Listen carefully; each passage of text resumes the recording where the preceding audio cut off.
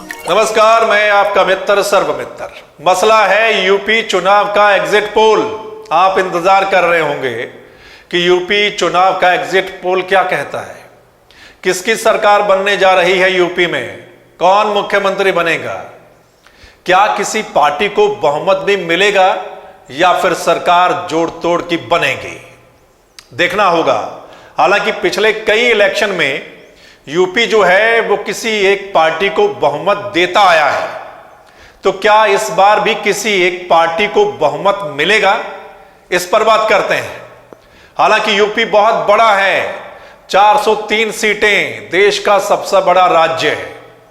अनुमान लगाना आसान नहीं है, इससे पहले भी कई एग्जिट पोल फेल हो चुके हैं, लेकिन मोटा मोटा अनुमान हम आपको बताने जा रहे हैं। जो कुछ वहां से निकलकर सामने आ रहा है उस पर बात करते हैं।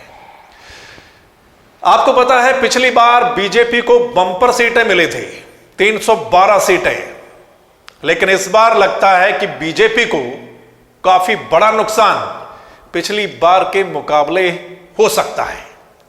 तकरीबन आधा घाटा पड़ सकता है बीजेपी को।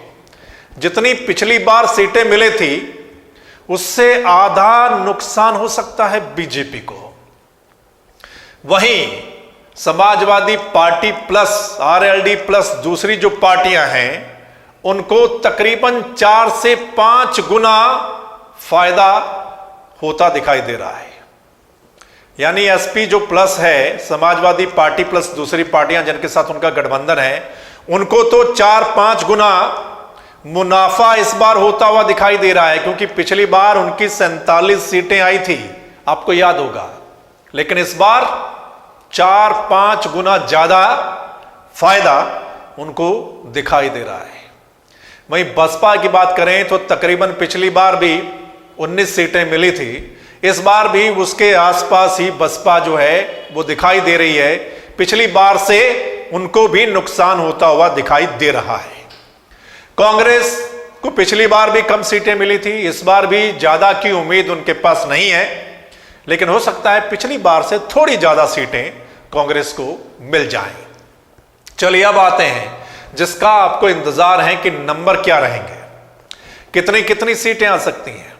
चलिए इसी पर बात करते हैं। सबसे पहले सत्ताधारी पार्टी मुख्यमंत्री योगी आदित्यनाथ क्या दोबारा मुख्यमंत्री बनेंगे या फिर पीछे रह जाएंगे। इस बार बीजेपी को यूपी में सबसे बड़ी स्टेट में 140 से 160 सीट के बीच में मिलती हुई दिखाई दे रही है। यानी इतनी सीटें मिल सकती हैं बीजेपी को 140 से 160 सीट के बीच में। आप नोट कर लीजिए, आपको नीचे नंबर भी दिखाई दे रहे होंगे। 403 सीटों में से बीजेपी को 140 से 160 के बीच में।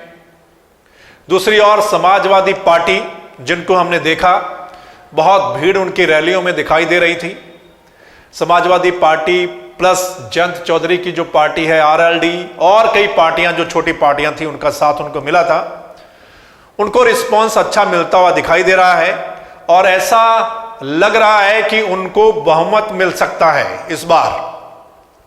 यानी साइकिल जो है, साइकिल को बहुमत मिल सकता है इस बार और 200 प्लस सीटें समाजवादी पार्टी प्लस गठबंधन को मिलती हुई दिखाई दे रही हैं। 210 से ऊपर 220-30 के करीब, यानी 210 से 230 के करीब में उनको सीटें मिलती हुई दिखाई दे रही हैं इस बार यूपी के विधानसभा के चुनाव में। वहीं बसपा को तकरीबन 15 से 25 के बीच में लग रहा है कि उनको सीटें आ सकती हैं। वहीं कांग्रेस को तकरीबन 10 से 20 के बीच में सीटें जो हैं वो आ सकती हैं। यह कहता है यूपी का रुझान। बीजेपी ने भी बहुत अच्छे तरीके से चुनाव लड़ा। देश के प्रधानमंत्री नरेंद्र मोदी साहब भी कई बार यूपी में गए, रैलियां की, आखिर तक वो वहां पर जमे रहे। यानी बीजेपी ने भी पूरी शिद्दत से चुनाव लड़ा है यूपी में।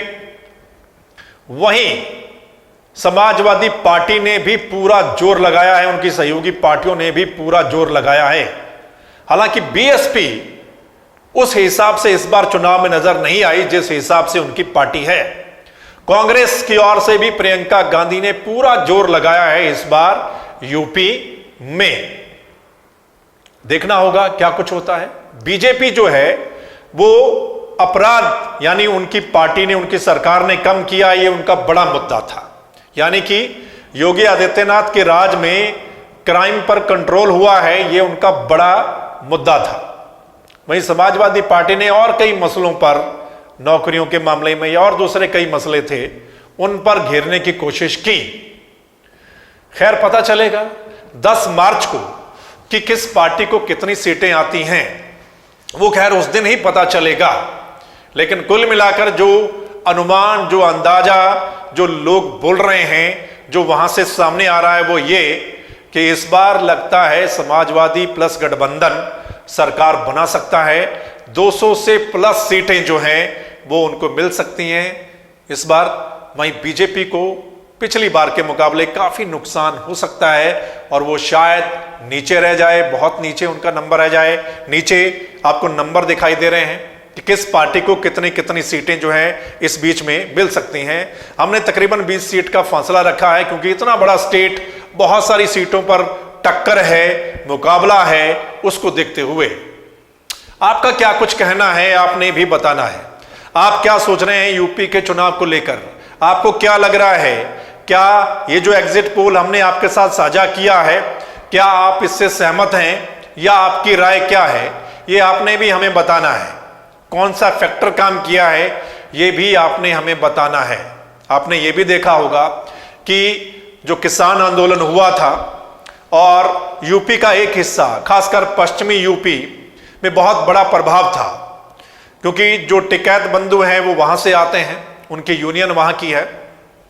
तो इस बार पश्चिमी यूपी में काफी नुकसान बीजेपी को जो है वो दिखाई दे रहा है। तो मतलब किसान आंदोलन का भी असर यूपी के चुनाव में दिखाई दिया है, क्योंकि किसान नेता भी वहां जाकर बोल रहे थे कि बीजेपी को वोट नहीं देना है और किसी को दे दीजिएगा। तो उसका असर भी दिखाई यहां पर दे रहा है। लखीमपुर खीरी में जो मामला हुआ आपको पता है, कई किसानों की मौत हो गई थी वहां पर, वो मसला भी था एक बड़ा इस चुनाव में। खैर देखना क्या है, देखना है कि क्या योगी आदित्यनाथ का जो 5 साल का राज था उस पर लोगों ने मोहर लगाई, जो अपराध कम हुआ, या फिर इस बार लोगों ने मन बदला और लोग योगी आदित्यनाथ की सरकार को पलटना चाहते हैं। 10 मार्च को नतीजे आएंगे, लेकिन चुनाव में सीधी टक्कर थी। 2 पार्टियों के बीच में यह चुनाव नजर आ रहा था, बीजेपी और सामने समाजवादी प्लस गठबंधन। आपने जरूर बताना है कमेंट करके। इस वीडियो को शेयर जरूर कीजिएगा ताकि तमाम लोगों तक ये वीडियो पहुंचे और वो लोग भी अपनी राय दे सकें। और अगर आप चाहते हैं कि सही ग्राउंड रिपोर्ट आप लोगों तक पहुंचे किसी भी बड़े मसले की, तो फिर आपने इस चैनल यानी द मसला को नीचे लाइक और सब्सक्राइब और फॉलो जरूर कर लेना है, ताकि जो हमारे अगले मसले, अगली वीडियो होंगी वो आप सब लोगों तक पहुंच जाए। धन्यवाद, नमस्कार, आदाब, सत श्री अकाल, राम राम।